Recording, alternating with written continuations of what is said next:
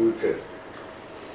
Yes, I got from my teacher, blessed memory, Maulana Dr. Muhammad Fazlur Rahman Ansari, rahimahullah. I got a methodology for the study of the Quran. And that methodology led me to understand, for example, the subject of Gagan Magan. And not even Dr. Israr Ahmad, with whom I had a close relationship, not even he could I convince. So it's... They were Methodists actually. All these scholars belong to somewhere in the cause, you see, to Jamaat Islami, Jamaat Ikhwan al-Muslimun, and even Tariq Muhammadiyya, you see. They were all one part of thinking. They were Methodists. And now Ahmadi and particularly these old people, they're also the same part. They cannot, you see, approach the religion openly. They have to do it within the master's lines. They cannot exceed their understanding. They seem to be intellectually imprisoned in concrete. This is right. They are prey to their own whimsical, you see, patterns. Their own whimsical patterns. वो ऐसे नहीं है जिनको जरा open heart और ये क्या अगर कोई शख्स ये कहे कि क्या रसूलुल्लाह को मेराज मिली थी तो माय क्वेश्चन इज कि क्या उनमें इख्तियार था अल्लाह में कि वो ले जाते Sir, what he's saying is that they talk about the Miraj and they question that did he actually go on Miraj? But the question जो पैदा होता है ना कि लोग क्वेश्चन करते हैं बहुत सारे अहमकाना है सवाल. There are stupid questions. कोई शख्स ये कहे कि क्या अल्लाह के रसूल को खुदा आसमानों पे ले गया था Sir. तो क्वेश्चन ये पैदा होता है कि अल्लाह ले जा सकता है.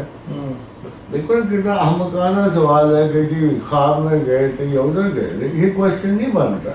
Sir. The only question is whether he can take somebody up there or the high universes without any means and methods. Sir. तो उसका क्या जवाब हो सकता है? कि आपका अल्लाह कैसा है, कौन है? How is he? अगर वो नहीं ले जा सकता अपनी ही कायनात में, अपने एक बंदे को कायनात. One of the reasons why mostly, you know, the modern tendency is that they don't believe in hadith. Yes. On the contrary, we say that Quran cannot be proved without hadith. If Prophet doesn't say it is Quran, it's not Quran. हमारे पास दुनिया और कायनात में कोई दूसरा सबूत ही नहीं है कुरान का, सिवाय इसके अल्लाह के रसूल ने चाहिए तो. अगर आपके पास कोई हो तो मुझे बता दीजिए. There is the same face, same figure, same mouth. अल्लाह के रसूल एक बात को कुरान कह रहे हैं, एक को अपनी बात. So such people are there, naturally there. This is called, you see, scholasticism, and this cannot move with you. You will be considered as somebody who's getting ideas not from the earth. Sometimes if you claim to have, you see, فَأَلْهَمَهَا فُجُورَهَا وَتَقْوَاهَا, then it will be considered ilham. And if it is not ilham, then you will be guided by demons like Nostradamus. So things are not easy to make sure that the log kya chahte hain, or what do they want from religious people. Even Sheikh Muhyiddin Ibn Arabi, even Ahmed Shah Waliullah from Kashmir, all people think the same way. How can we ascertain only the prophets saying, right after you can say 1500 years before, and now if we can get a correct hadith, then you can believe. Then you can say that it is for sure going to come. My prophet said that Dajjal will cross a country and will throw fire on that people, and from the other hand he will throw food. It exactly came true when he was throwing, you see. In Afghanistan, he was sent food on one end and he was bombed on the other end.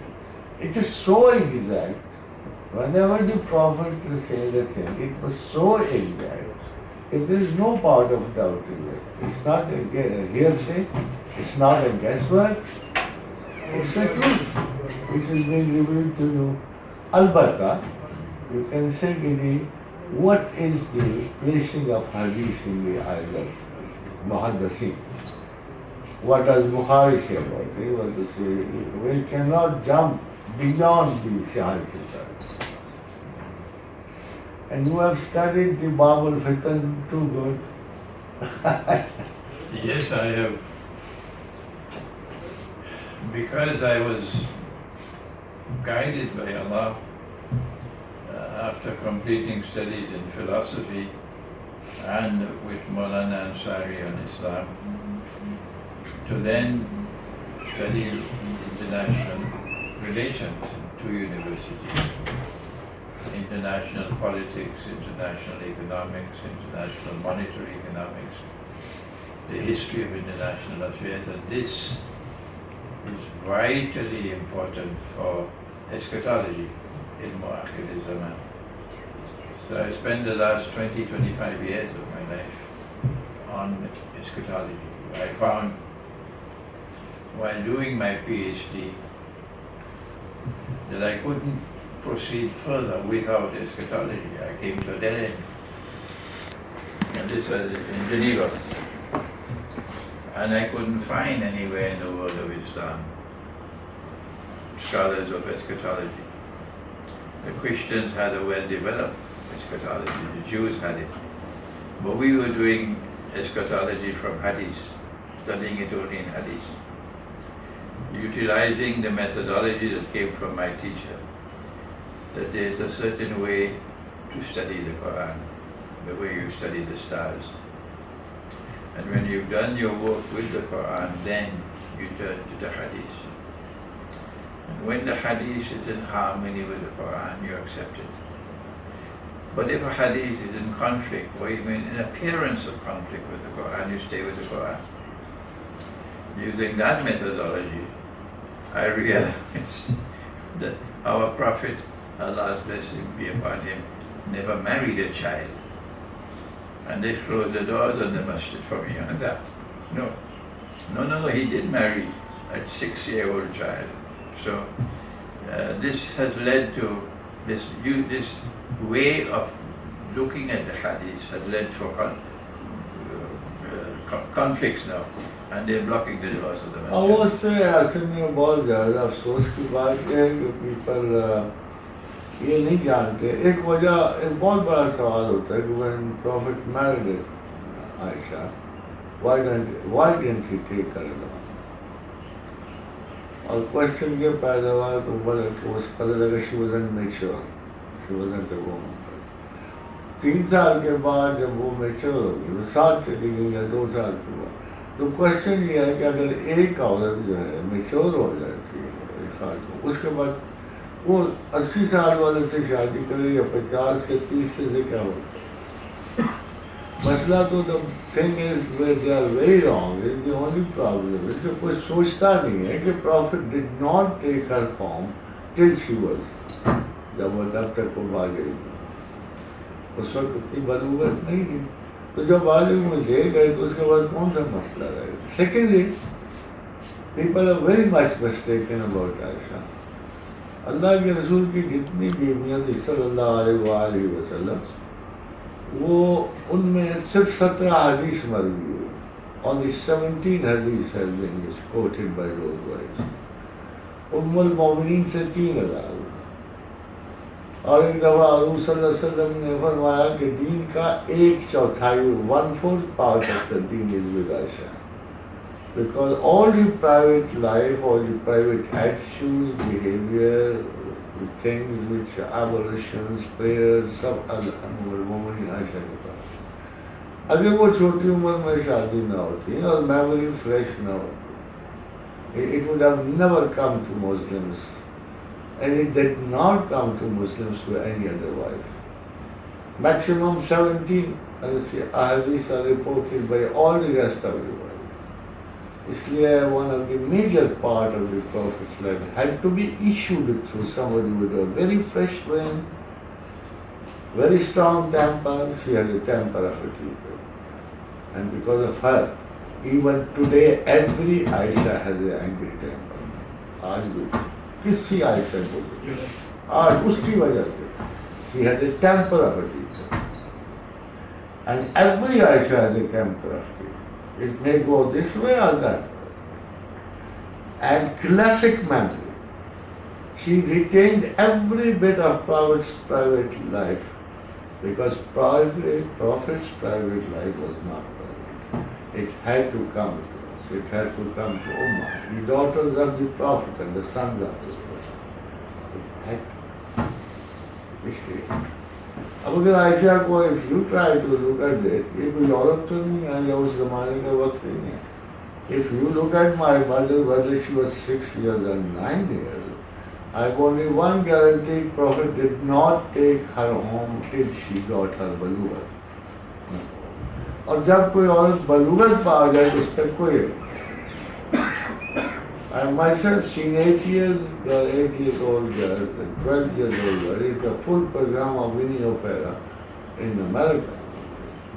It was so funny.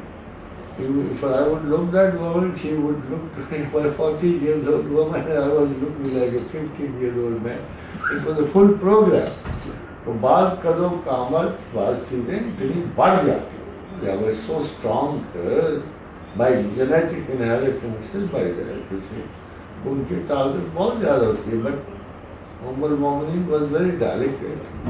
और particularly जब Hazrat Umar ने ताज़ा दिया, but he scolded Hafsa and said, तू उस गोरे चेहरे वाले की से जिद करती है, यानी जो जन्नत में और ज़मीन में और आसमान में उनकी बीवी.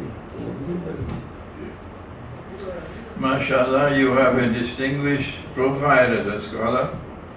And I'm a normal teacher.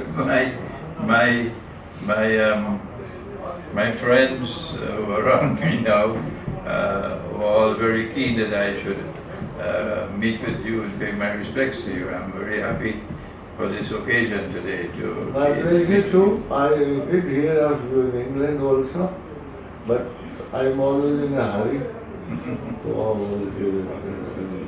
मैंने अलग बूट पहने होते हैं, कोई पत्ते नहीं होता इधर का जाना उधर.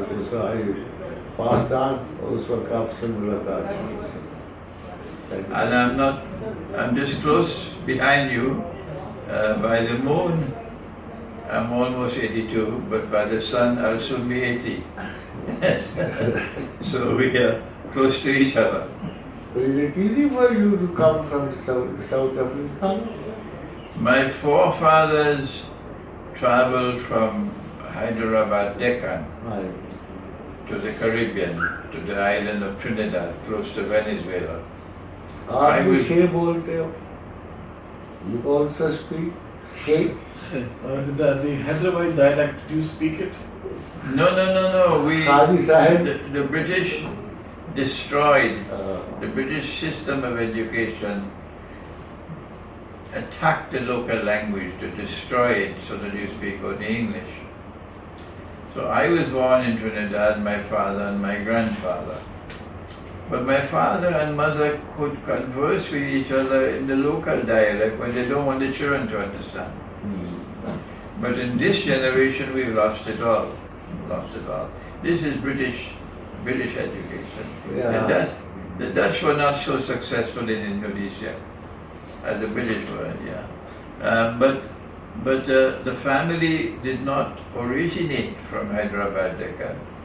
They originated from this belt, which is called Khorasan, the northwest of Pakistan, Iran, Afghanistan. Nostradamus writes in Greater Mohammedan Empire. He calls this by Greater Mohammedan Empire. Okay, so I am from that part of the world, maybe Pashtun.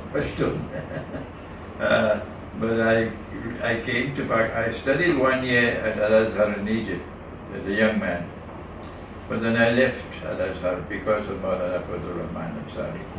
And I came and studied with him in Karachi. Maulana went to Turkey, in Ansari, why he was a different Ansari? Maulana Fazlur Rahman In the battle Ansari- of Gallipoli. Maulana Fazlur Rahman Ansari was a student of Iqbal at the time when he was at Aligarh University. Iqbal was a towering intellect over the whole university, but most of all over the Department of Philosophy. The man who was in charge of philosophy was Professor Sayyid Zafar al-Hassan. He was the teacher. But Iqbal was a luminary. And he studied philosophy there, and he also studied Islam under Maulana Sayyid Sulaiman Ashraf. And because he was spared the Darul, and he got his insights from Iqbal, he was able to respond to Iqbal's call for the reconstruction of religious thought in Islam. Iqbal never did it himself, but he asked for it to be done. And of all the students of Iqbal, he has done more than anyone else for this process of reconstruction.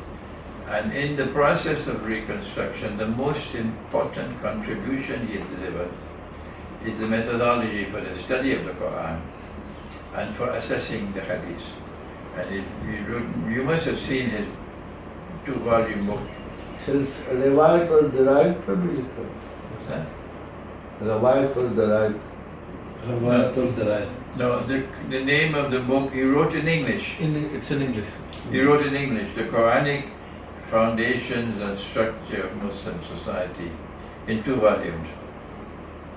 And I always ask, why did he write in English? Why not in Urdu? I realized that he probably came to the conclusion it's a hopeless task to try to change that thinking in the Darul. Perhaps we also, because we have so less books, I know many thousand people ask, how can we go?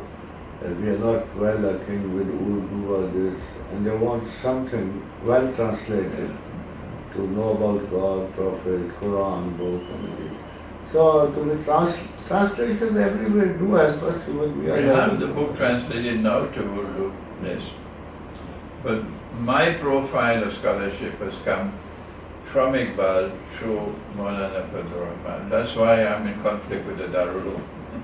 They don't want to see my face. I don't depend on the electronic media. I depend on my books. I've devoted a considerable time. I never went on the media. This by some of my students, they try to keep on. I have nothing to do. Yeah, And after then I saw it, I was so much misquoted yeah. on media comment. Then I told them, यार अपना एक ऐसा station बना लो कि जो कम से कम सही बात उन तक पहुंचा लो. The electronic media can be helpful, but we must not be dependent on it. So I devote my attention to writing books. And There was a alhamdulillah, question which I wanted to ask. yes. There is always a visionary thinking and there is always a well-studied thinking. We study a lot and then we make a statement. And the best of the studies lies in Quran and Hadith, no better, no less. But when we are passing on information, तो उसमें जो मैं आपसे question पूछना चाह रहा हूँ, your statements are very strong sometimes about the coming times. Are they supported by your psychic vision also, or they are simply written and recorded? Whenever I interpret the Quran, as I have been doing, or interpret a hadith like the mountain of gold, I always insist that no one should accept my view unless convinced that I am correct. Because I don't want to produce a generation of parrots. People who think mechanically. Secondly, that only Allah can confirm that an interpretation of the Quran or the Hadith is correct. So an interpretation must not be used to divide the people and to create sects. If an interpretation is correct, as I am convinced that several of my interpretations are correct, like the Jasad for example, then that constitutes truth, and truth will survive. But if an interpretation is wrong, as I have made mistakes in the past, then tomorrow it'll be forgotten. But you still get the blessings from Allah for the effort that you made, provided that your niyyah is correct. This is how I have been interpreting, and I have interpreted several verses of the Quran in a unique way, which is Allah's kindness. Normally when you say something no one ever said before, you could lose your head. You could lose your head. But on the contrary, while there's universal rejection from the scholars, the large number of people who accept what I'm saying as correct, despite my warning to them, don't accept it unless you're convinced, is constantly growing.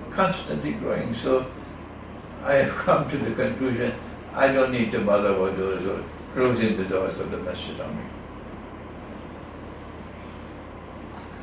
Well, Muslim scholars these days are taking breaks. They generally take a break from any intellectual from the West. I met a teacher, Professor Akhtar, and I asked him very sincerely, who pays you to write these books and those ideas? So he told me America pays us. So many people are there. He wrote a book, The Dreams of Mullah Omar. He wrote a book, and he writes many other books. Similarly, many of Muslim scholars are busy in this job on the dictates of the West or those people. And lucky are those people, I think today, they were not approached by any CIA or FBI or anybody. I think they are too clear about them that they won't take it back. और वो लोग इतने ज़्यादा हैं हमारे the religion which is now being put in this society is not that जो हमारी तरफ से नहीं गया हो, ये उन दानिश्वरों की तरफ से आया हुआ कि जो मुख्तलिफ सिटीज़ में स्कूल्स में मुख्तलिफ पैसे लेकर ऐसी किताबें लिख रहे हैं, कोई मलेशिया बैठा हुआ है, कोई किधर बैठा हुआ है, वो उनकी अपनी मुल्क नहीं है, क्योंकि वो बैठे हुए हैं जस्ट बिकॉज वहाँ उनको सपोर्ट मिलती है, मीडिया मिलता है और वो मुस्लिम उम्मा का कोई न कोई चीज़ होता है. Understanding of the reality of modern Western civilization is derived from the Quran. I can't get the scholars of Islam to go to the Quran to explain to me from the Quran the phenomenon of modern Western civilization. They refuse to do it. They seem to be incapable of doing it because of a defective methodology that they're using. When I go to the Quran, one of the things that the Quran tells me about modern Western civilization is that Gog and Magog are located within this civilization. This caused a parting of ways between me and Dr. Isra Rahman.